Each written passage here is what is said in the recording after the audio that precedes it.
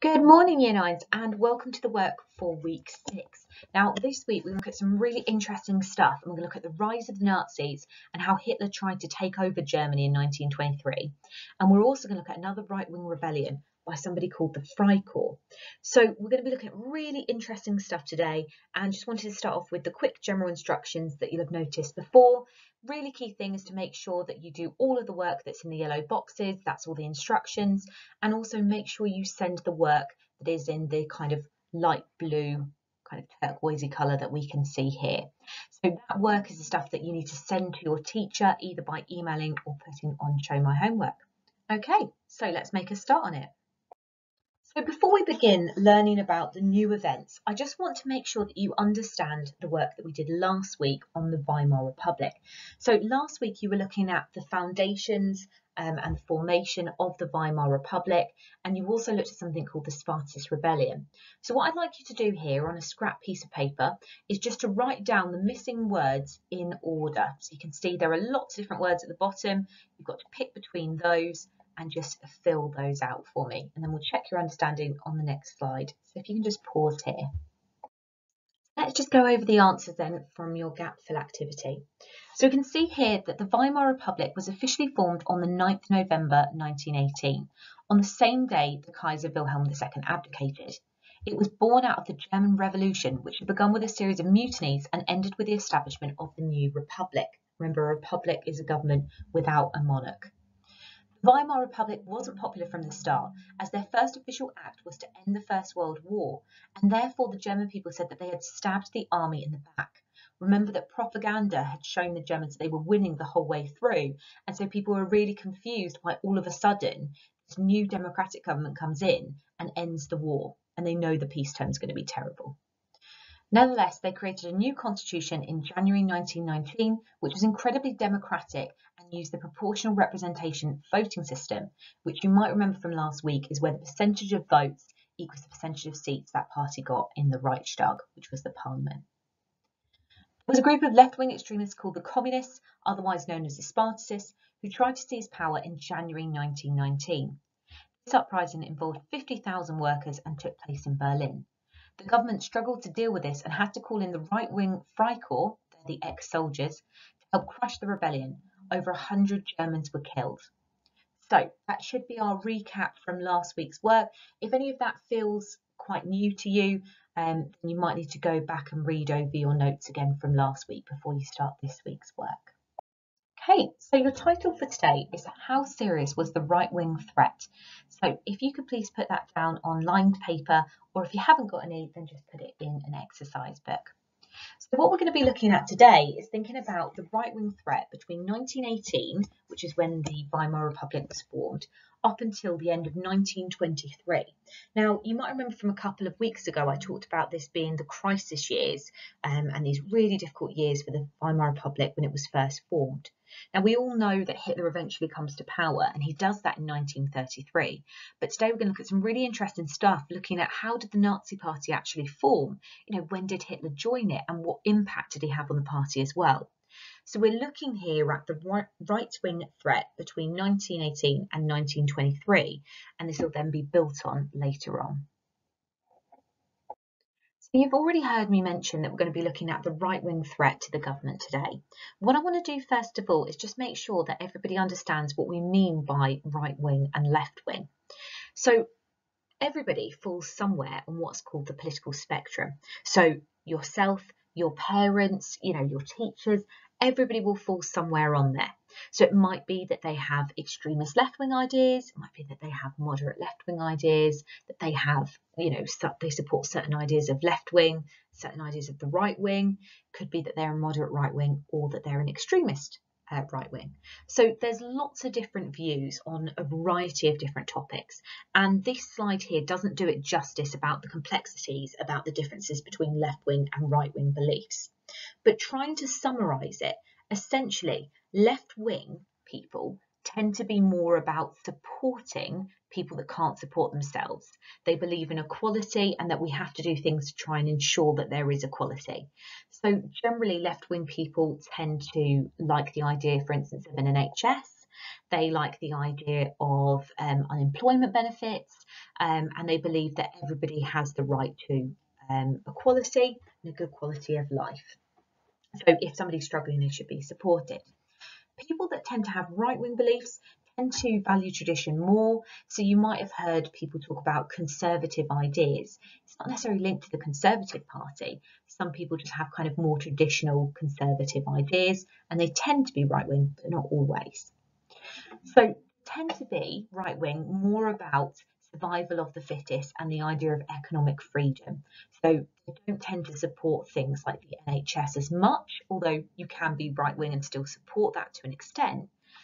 They tend to believe that actually you should have the freedom to succeed and that people work hard should get to have the rewards from that. Now, in terms of the Weimar government, we already saw that an extremist left-wing group called the Communists tried to take over in January 1919, and we saw that failed. We also have the right wing that tried to overthrow the government at certain points. And those people that we're going to look at today, the Freikorps and the Nazis, they had a lot of these ideas here, but they also really wanted a strong government. And one of the main reasons why they tried to overthrow the Weimar Republic is they felt it was just too weak. They didn't necessarily want the Kaiser back, but they wanted to have one powerful figure who could make Germany strong again. And they felt that the Weimar Republic wasn't achieving that. Now, you don't need to write anything down here unless you want to. So we're going to move on to the next slide now. Okay, so I've actually already gone over some of this already. You don't need to make any notes on this unless you want to. Just listen or read through it at your own pace. Okay, so we've mentioned already on the last slide about the fact that people wanted a strong government with a powerful leader and a strong army. Now, background to the first event that we're going to look at, something called the Kapp Putsch, which is named after one of the leaders, Wolfgang Kapp, and it's called Putsch because the word Putsch is just German for revolt. So we're going to be looking at this event where the army essentially rebel against the government. And I want you to understand that the reason that they're doing this is actually because of the Treaty of Versailles. Now, we looked at the Spartacist Rebellion last week, which happened in January of 1919. What you've got to remember, going back to conflicts and tension, is that on the 28th of June 1919, the Treaty of Versailles was signed. Now, we're going to be looking at an event that happens in March 1920, and it's very much linked to this Treaty of Versailles. Because we've got to remember that the right wing, who really believe in things like a strong army, are going to be incredibly upset at the Treaty of Versailles because we know it absolutely cripples Germany.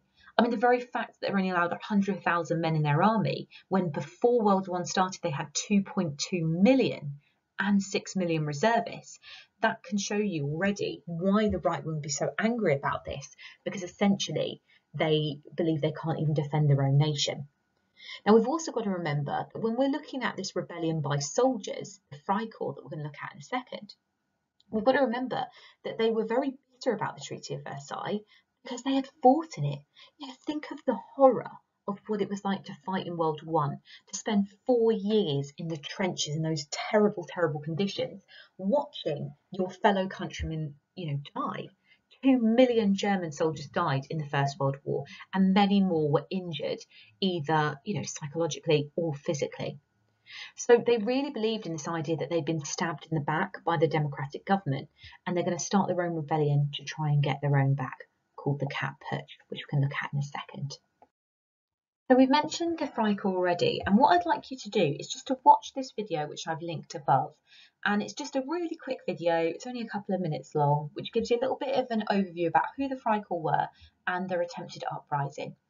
So if this link doesn't work, I've just put what the video is called and where to find it at the bottom, but hopefully it should do. Just pause the video here and then give that a watch. Okay, so we've now got a good idea of who the Freikorps were. We're now going to look at the event called the Kapp Putsch. Now, if you've got a printer, you can print this out and then you can keep it safe for when we're back at school, or if not, you can create your own fact file on a piece of paper. Either is fine. It's actually quite good if you can make the notes yourself because it might help you with remembering the information. Okay, so let's talk through the event and the notes that we've got here. So this event happened in March 1920. It was after the Treaty of Versailles had been signed and when the army was then having to reduce to only 100,000 men. It happened in Berlin, and it obviously involves the Freikorps, led by a man called Dr. Wolfgang Kapp, fantastic name, and also another man called General Lutwitz, who was fairly high up in the German army. So what was it about? Obviously, it was an attempted takeover of the German government, and they did it because they hated the Treaty of Versailles and they wanted a strong government. So let's look at it in a little bit more detail. Okay, so we already know that there were lots of people in government that were actually very right-wing, people that had been the Kaiser's friends, that liked the idea of having one strong leader in charge of Germany. And these people, after the German Revolution, were actually able to keep their jobs and they hadn't been replaced. So what that means is that the top levels of the army are people that aren't even supportive of democracy. Now, the Freikorps, we know from the video, were this group of right-wing soldiers who hated democracy, they want a strong Germany, and they believe that they have been betrayed by the Weimar politicians. They were stabbed in the back, and that actually Germany were doing really well in the war, but these weak politicians lost their nerve and ended the war before they should have done. Now, if that wasn't outrageous enough for these soldiers, the Treaty of Versailles is an even deeper wound. Remember that these soldiers have fought in the First World War, they have suffered, and now a lot of them are going to be made unemployed. So remember, because of the Treaty of Versailles, they're only allowed 100,000 men in the army. Now, before they had 2.2 million. This means that over time, after a few months of the Treaty of Versailles since it's been published, they end up having to reduce the amount of men in the army. And that causes a lot of big problems to people because people had relied on the army for their income, and now all of a sudden they're being made unemployed because of something that these weak Weimar politicians have signed. So as a result, when they try and disband one particular unit of soldiers that has 12,000 men in it, 5,000 of them are so angry about this that they start a rebellion led by Dr. Wolfgang Kapp and General Lutwitz. Now, the German government obviously is very, very worried about this. They've got these right-wing soldiers who are well trained, who have access to lots of materials and lots of weapons, and they're actually really, really worried about this. So they go to the army and ask for help. But the army refuse to help them. They turn around to them and they say, troops don't fire on troops. So essentially, they're saying, we're not going to help you. You're on your own, dealing with these people that have tanks and weaponry and guns, all these different materials. So the government then has to actually go and flee to Dresden. So they physically run away because they are scared of these people. Now, that obviously does not look very good for the German government. But President Ebert does something really smart. And what he does is he appeals to the left-wing trade unions and says that he wants the German people to mount a general strike. Essentially, everybody in the country not going to work, and it would then create this atmosphere where the Freikorps realise that they can't actually rule Germany without the people's support. So after a few days, there is no water, gas, electricity, no water, gas, or electricity at all in places like Berlin. Things like post offices are closed, shops are closed, no one can get anything. And eventually they realise that actually they can't run Germany if they don't have the people's support. So in the end, that's why the Kapp Putsch is defeated, not by a physical force like the army, but because the German people don't support it, and therefore they realise they can't rule without the German people's support. Now, this kind of group of people, this group of Freikorps, they've actually committed an act of treason by rebelling against the government, and normally that would be punished quite severely. But out of the 5,000 people involved in this rebellion, only one person was going to be punished for this, so only Dr. Wolfgang Kapp. General Lutwitz, this guy that we mentioned earlier, one of the leaders of it, he gets early retirement. Basically, he gets paid to retire early as a result of this. So definitely not a punishment for him at all. Now, by doing this and by only punishing one person, this encourages other right-wing people to think that they can get away with going against the government. And we're going to see it does lead to that as well. So I'd like you to pause this slide here and then copy out some notes, create your fact file with your details about what happened in the Kapp Putsch. We've now got the details about what happened in it. What we need to do now is think about how did this cause problems for the government and to what extent was it a threat? And this is the really important stuff to go from a grade 4 all the way up to a grade 9.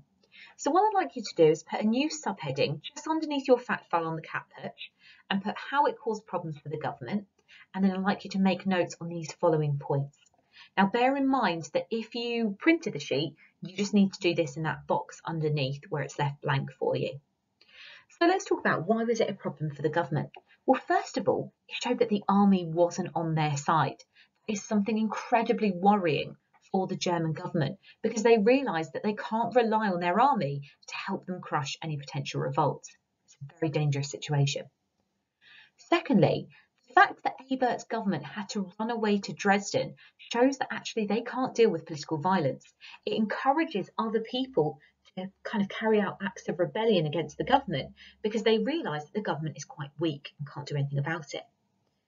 The next point, the fact that we mentioned that only Wolfgang Kapp is actually punished in any kind of way. He actually dies before he can even be punished and go through, the hassle of prison. So the fact that they do that shows that the right-wing judges, because remember they haven't been replaced since the Kaiser's time, they actually sympathise with the right-wing ideas and therefore it encourages other right-wing rebellions. And it actually leads to lots of assassinations. Now, in the Weimar crisis years, which is 1918 to 1923, 376 political assassinations are carried out. That's 376 Weimar politicians are murdered, and 354 of those were by the right wing. So even though, they technically crushed this cat perch, actually there are lots of long-term consequences, and it does encourage other right-wing revolts. However, there is one point that is a positive for this event, and that is that actually, even though the people generally don't love the Weimar government, they do actually support it and they would prefer to have this weak Weimar democracy than actually be run as a military dictatorship under people like Wolfgang Kapp. So in some ways, it does reveal a strength of the Republic, but obviously there's lots of weaknesses there too. So what I'd like to do is just to pause the video here and make notes on how it caused problem for the government. Okay, so if we were doing this in lesson, we would have done a game now where I'd ask you to pick different questions and try and ask you to challenge yourself to see if you can do the difficult ones. Because obviously we've got 3 levels of questions here. We've got the 1 mark questions, the easy ones, the 2 mark questions, slightly harder, and the 3 mark questions, which are the hardest. So you don't need to write anything down, but what you might want to do is just see what questions you can actually answer without looking at your notes. So for instance, can you explain why the cat perch started, what they were rebelling against?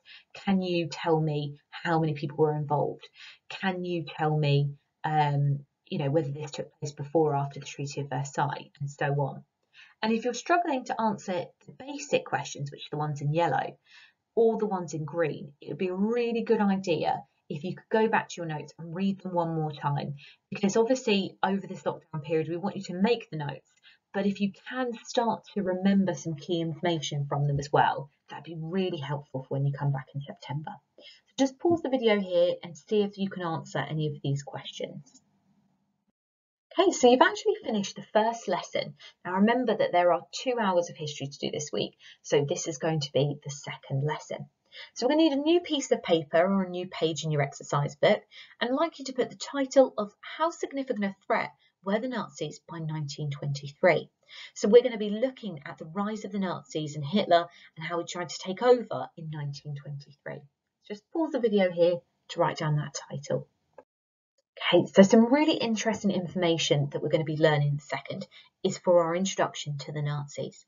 Now, you might already know little bits about Hitler and his background and what his life was like and how he got involved in the Nazi Party, but it's nothing we've ever really talked about in lessons. So it's really important that we build up an understanding of who the Nazis were, how Hitler changed them, and what they were actually like even before Hitler.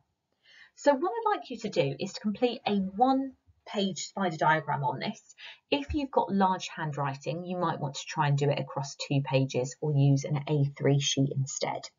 Now you're going to have 4 legs of your spider diagram.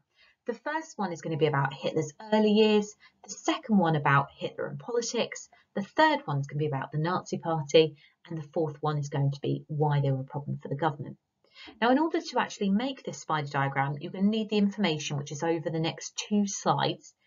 Just bear in mind that some of the sections are bigger than others. So, for instance, the Nazi Party is born. That is quite a big section. So you don't want to do the headings until you've actually got the information and you can see how much you're going to need to write. Okay, so let's look at the information. Okay, so we've got the information here on Hitler's early years and Hitler and politics. So this is for your first 2 legs of your spider diagram. So all I'd like you to do is read through the information and then create some bullet points which summarise that information. Remember, you don't have to write out everything. Read it through and then maybe pick out 3 or 4 points about what you think is really important information from those sections. So pause the video here to be able to look at those 2 bits. So on the previous slide there, you've seen lots of information about Hitler's background and about how he comes to join the Nazi Party. Now, when Hitler joins the Nazi Party, it's very, very small. He's actually only the 55th member of the Nazi Party, even though his membership number was 555. They used to cheat and start all of them with the number 500 to make it seem that they were more popular than they were. Now, Hitler manages to make it much more popular due to his charismatic leadership and some certain things that he does that you're going to make some notes on here. So you can see at the bottom here that obviously we mentioned Hitler was the 55th member when he first joined it in 1919. After he takes unofficial leadership, he manages to increase numbers to 3,000, and by 1921 it goes up to 5,000.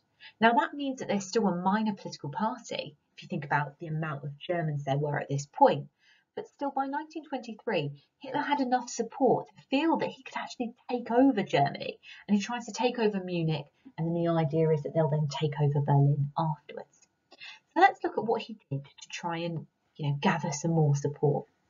So the first thing that we can see here is that Hitler wanted to make it more appealing to people, so he created a new flag and symbol, and he actually stole the swastika, which was already been used as a symbol of peace, and he made it into something that is the kind of the Nazi Party emblem. So he did this in red to try and gather lots of support and something that's bold and something that's eye-catching, and that's what he created there.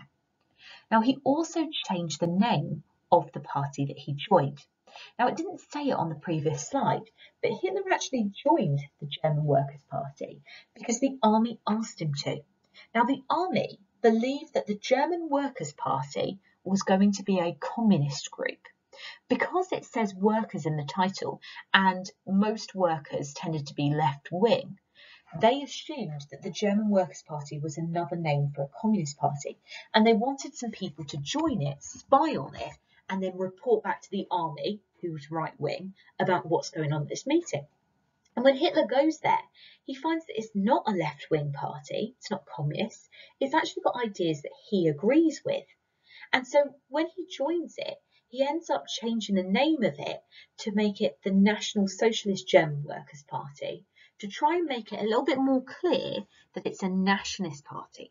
Because if it's nationalist, that's more of a right-wing idea, and therefore he's trying to gather some more support. So he changes the name to try and show that this is actually a party that follows some right-wing ideas. He keeps the German Workers' Party because the workers make up 46% of German society, and therefore it's a good idea to say it's a party for the workers, because then you can win their support and win their votes. So he not only changes the name and introduces the swastika, but he also introduces a list of 25 points. Now, these points have been designed to be kind of eye-catching, to be something that a lot of people would want, something that's going to appeal to the masses. So, for instance, if I was going to try and introduce my own 25-point programme for schools, saying something like no school on Fridays would be very popular. Now, Hitler wasn't suggesting that there'd be no schools on Friday, but he was suggesting things that would really kind of appeal to the masses. So he was saying things about, more old age pensions would appeal to the pensioners. He was saying things about getting rid of the Treaty of Versailles, because again, that's going to be something that's very popular with a lot of different people. So he introduced this program to try and attract votes. And he also created something called the SA. And you can see a little cartoon image of a figure in the SA there. Now, the SA were the stormtroopers, who were sometimes called the brown shirts. And this was the paramilitary group of the Nazi Party. They would do things like beating up communists. They would go and disrupt the political meetings of other political parties, and then they would guard the Nazi Party meetings in case anybody else tried to do the same back to them. And it's these people here that help Hitler try and take over Germany in 1923. So you'll need to make some notes on this Nazi Party is born section and make sure that these are really good, because this is something that could come up in an exam question. Once you've done that, you need to then do your fourth heading of your spider diagrams on why the Nazis were a problem for the government. And essentially, they are a massive threat to democracy. So they're stopping other party meetings, they are beating up people based on their political beliefs, but they're also saying some very popular ideas, and they're creating this widespread discontent with the government by saying that essentially the government is responsible for all of Germany's problems. They're November criminals. And this isn't good for the government to have somebody that's this charismatic and this good at speeches going around and saying that all of Germany's problems are their fault. So I'd like you to pause the video here and make some notes on that, please. So now we're going to be moving on to looking at when Hitler tried to take over in November 1923. Okay, so we will be actually completing a fact file like we did for the cat putsch in a minute. But before we do, I want to try and make the Munich putsch a little bit more real for you by getting you to watch this clip from a film called Hitler, the Rise of Evil. Now, this 5-minute clip shows you the events of the Munich putsch taking place, and it will be quite difficult to understand what's going on, but hopefully once you've then done the notes that are on the next slide, you'll then be able to really understand what happened. So this is a great film. We are going to actually set it as a piece of work to do in the last week of term, because it's a fantastic documentary film that is actually really historically accurate, which is quite unusual for any kind of film on the Nazis. So as you're watching this clip, which you can see the link for here, all I'd like you to do is to think about the answers to these questions. You don't have to write anything down unless you want to, but I want you to think about, how did Hitler manage to take control of the beer hall? Did it look like Hitler succeeded with his revolution? And what were the consequences for Hitler? So pause the video here to watch that 5-minute clip, please. Okay, so we now need to make sure that we've got our notes for our fact files. This will be really important because these are some really key notes that you're going to be revising from later on. So if you've got a printer, feel free to print out a copy. If not, just create your own fact file by writing this stuff down. So let's talk through the events then. So when did this event happen? In November 1923. Obviously, the people that were involved were the Nazis, led by Hitler, and it happened in Munich, which is right at the very south of Germany, quite near the border with Austria. So it was an attempt to take over of the German government, just like the one that happened in March 1920 with the cat putsch. And why? Because obviously Hitler hated the government, he called them the November criminals, but also essentially Hitler saw an opportunity here because there was something called hyperinflation that was going on. Now, you won't know what hyperinflation is yet because it's what you're going to be studying next week. Essentially, this was a time when the German currency essentially became worthless. It devalued massively. So it's quite difficult to imagine, and we'll talk about it more next week, but there was a situation where money just became worthless. And for instance, to buy a loaf of bread cost you 200 billion marks. Bear in mind, before hyperinflation, it would cost you less than 1 mark for a loaf of bread. So you can see that their currency became worthless. There was a situation where people were having to get their wages in wheelbarrows and things like that. So Hitler saw an opportunity where obviously people were angry at the government for causing this big economic problem, and he believed that he should try and take over. So let's look at the details of what happened then. So Hitler had wanted to start a rebellion in Bavaria, which is a state in the south of Germany, and he was planning one with the support of other right-wing politicians. So for instance, the person that was the governor of Bavaria, kind of like a local leader, a man called Gustav von Kahr, he'd been plotting with him, and so had a man called General Lazow. and Lazov was head of the Bavarian army. Now, they all thought this was going to be a good time, as I mentioned already, because hyperinflation was going on. Now, von Kahr, this governor of Bavaria, didn't hesitate about this because this is a really big deal. This is treason. This is going against your government. And if things go wrong, you can be arrested and put in prison for the rest of your life. So Kahr, worried that he wasn't going to get enough support for this rebellion, hesitated and told Hitler, the deal's off, we're not going to join you in this rebellion.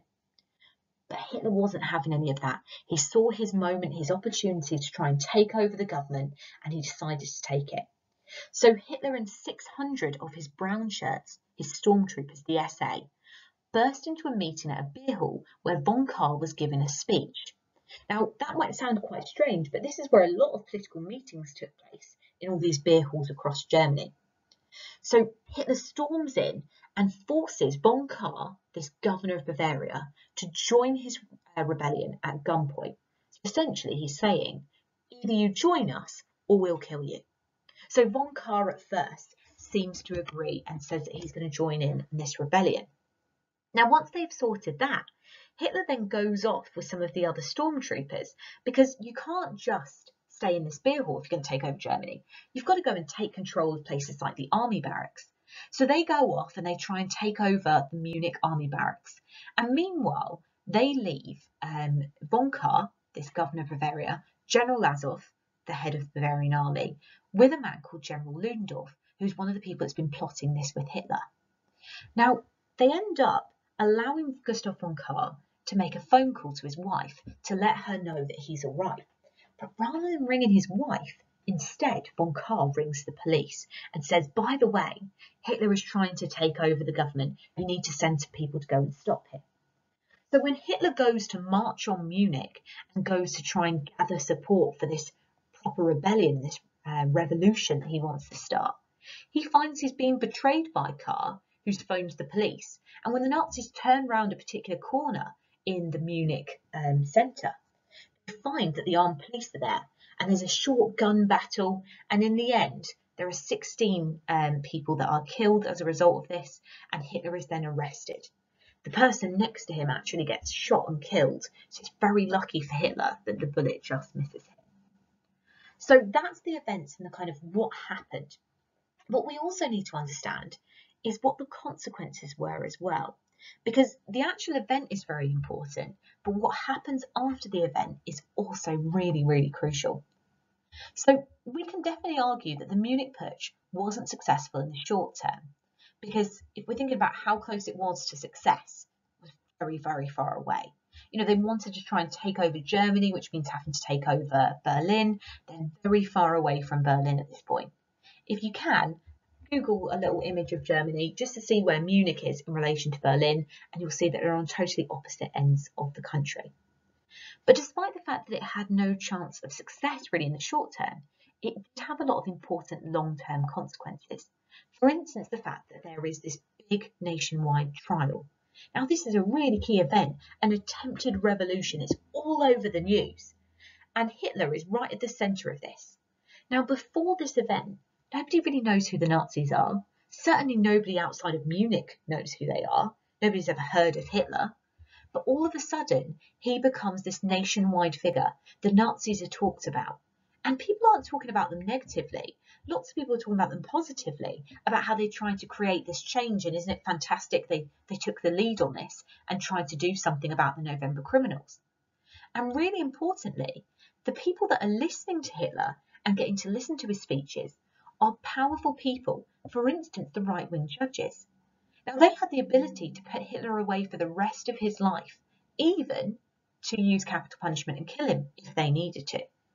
But instead, they sentenced him to the absolute minimum that they can, 5 years in prison. And he doesn't even spend 5 years in prison. He only serves 9 months. And that's because the right-wing judges feel sorry for him and they agree with him that something needs to be done. So they only make him serve 9 months. And it's not even in a horrible prison. It's in a lovely prison where he is brought baked goods and flowers almost every day. He's even got his own little dining room within his prison cell. So he's not in some kind of tough prison. Now, while he's in prison, he makes some really important changes, and he decides that actually trying to force power and start a revolution is not the way to be able to actually take control of Germany. He realises that actually if he wants to get into power, he's going to have to do it legally. He's going to have to get voted into power, and that's the way he's going to destroy democracy from within. That's really crucial because that's actually what he does in 1933. He gets voted in and then he destroys it from the inside and creates a dictatorship. And while he's there, he also writes an autobiography. Now, that book called Mein Kampf, which translates as to My Struggle, contains a big outline of his ideas, and it becomes a bestseller eventually. And later on, it's so important to Nazi Germany and to creating this kind of cult and following within Germany.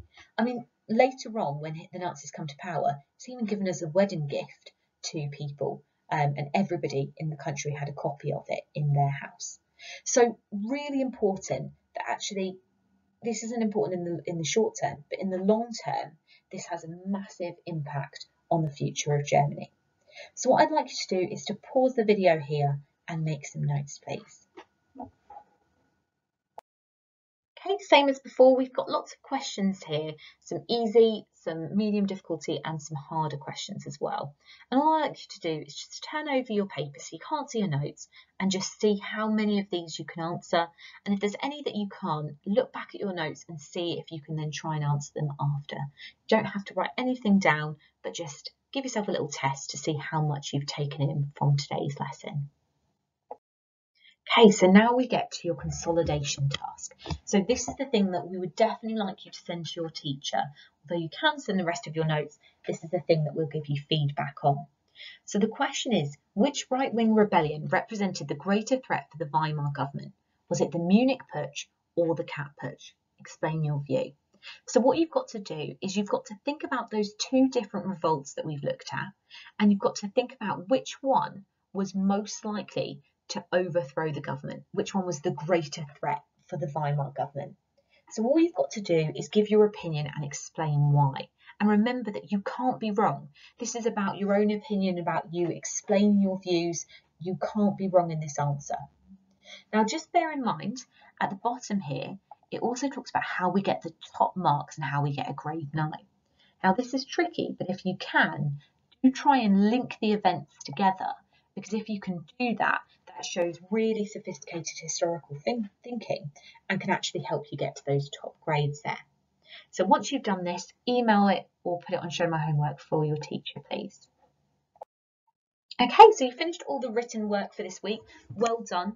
Hopefully it didn't take you quite as long as last week's work. Now, once you've done all of the written work, there's just one quick final task that we'd like you to do, and that's the short quiz that's on Show My Homework. So it's just going to test you on the Cat Putsch and the rise of the Nazis and the Munich Putsch. And the idea is that you're trying to get an absolute minimum of 70%. But if you get 100% on the first go, we'll make sure that we send a little note to your parents about how well you're doing. So have a go, best of luck, and well done for completing this week's work.